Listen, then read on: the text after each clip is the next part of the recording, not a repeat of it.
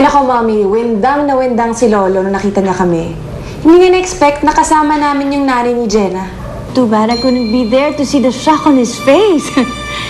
Umamin ba siya na nakita sila ni Nerissa? Yes, Mommy. And sinabi niya yung totoo. Kaya yun, sobrang disappointed si Jenna. Ano? Yun lang? Disappointed lang? Hindi nagalit? Hindi niya inaway ang lolo niya? Ayun na yung hinintay ko mangyari eh. Pero, yun, parang umiral na naman yung pagkasanta ng gagang yun. Tapos, ito pa, Mami. Sinumpong pa ng paninikip ng dibdib si Lolo. Paano kung magkabati sila? Anong gagawin mo? Paghandaan ko na yan, Ivy. Alam ko na ako anong gagawin ko. Pareho ko kayong mahalaga sa akin, Inay. Bakit kailangan ko kong mamili?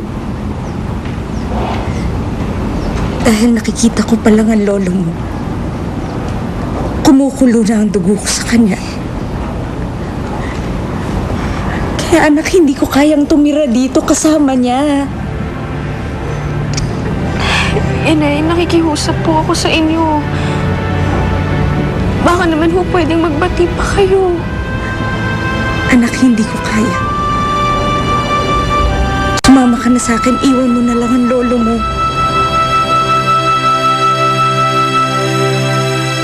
Iiwan mo na ba ako?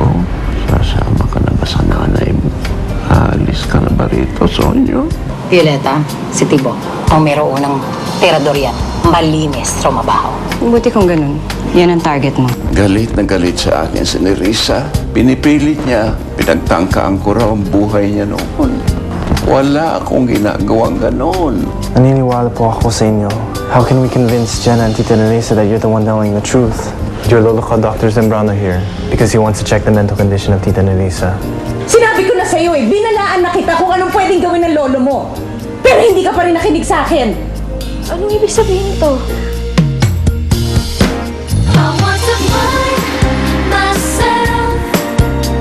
Wanna find myself. I want to find the real me. So please be with me. I wanna find the real me. Pinakilig ka ng gusto ng mga loving moments sa Koreana.